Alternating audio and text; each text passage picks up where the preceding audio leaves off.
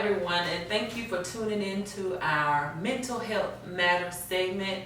I am Mrs. Hayes, the Ross Grant Coordinator for the Housing Authority of the City of Goldsboro. Many of you may know that May is nationally recognized as Mental Health Awareness Month. And in keeping with that, the Housing Authority wanted to provide to you some clarity and have a bit of conversation with some mental health professionals on the subject of mental health. Today we have a very special guest, and I'm going to allow her to introduce herself, and then we'll get started with some questions. So, good morning. My name is Dr. Miranda Pearson, and I am a licensed clinical mental health therapist supervisor. I've been in mental health since 2007. I have a private practice in Wayne County, one in Johnston County, and one in Craven County. I am licensed in substance abuse and all things mental health, and I absolutely love helping people maintain their mental health. Wonderful. Thank you, Dr. M. We're so honored to have you with us today, and we look forward to the knowledge and wisdom that you're going to share with us. All right, let's get started. So, Dr. M, what actually is mental health? Okay, so your mental health is the state of your social, your emotional, and your psychological well-being.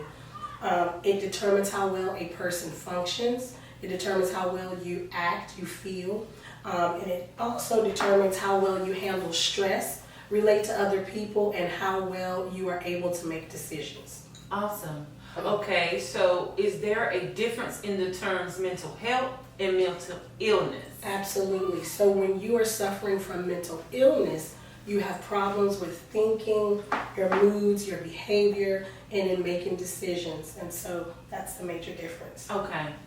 Because often we hear people refer to the terms synonymously. And they are not. Okay, I think a lot of times there's a misnomer that if there is not a mental health diagnosis, then a person is mentally stable. And that's not necessarily the case. Okay. And so you need to be sure that you are psychologically functioning well as far as making decisions and handling your stress levels. Awesome. Thank you for that. Mm-hmm. All right, we have another question. Okay. What do you do if the support that you're able to afford mental health wise does not work?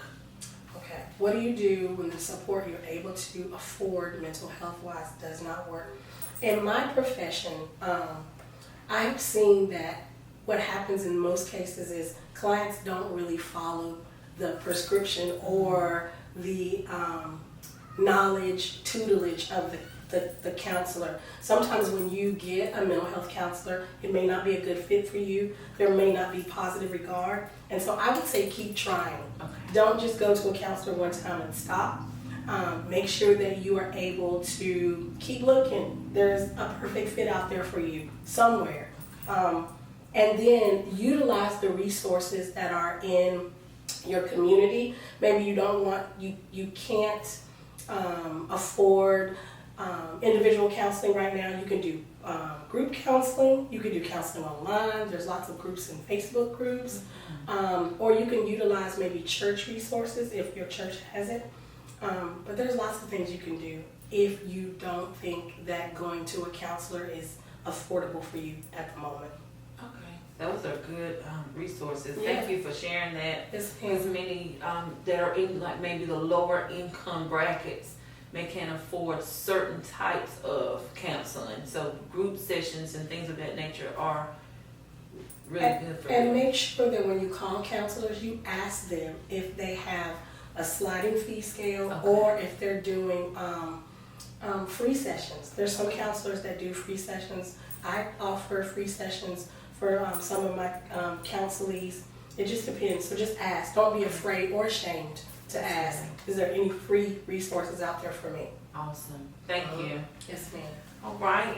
Signs and symptoms that we should pay attention to that would indicate that we're not well. I've been doing a lot of professional development lately on what's called compassion fatigue. And it usually plagues people who are helpers.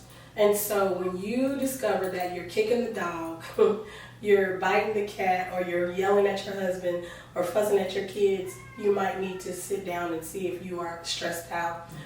If you are overwhelmed, you're exhausted, you're irritated, everything is making you angry, then you probably need to sit down and seek out some help.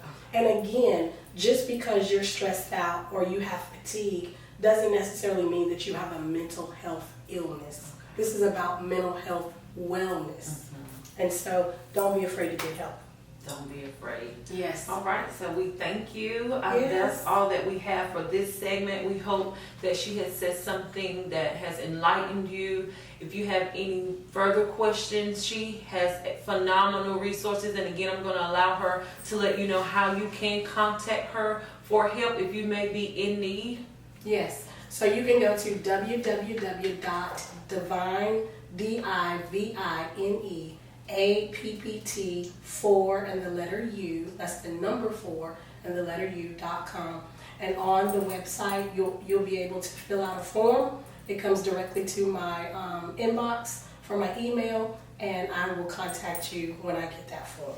Awesome. And you can also call 919-894-8002, and that's the main office in Benson. And it will also forward the calls to the Goldsboro office as well. Thank you. Don't be afraid to reach out if you need help. Mental health is your wealth. Again, thank you for joining us, and we will see you next time. Take care. Bye.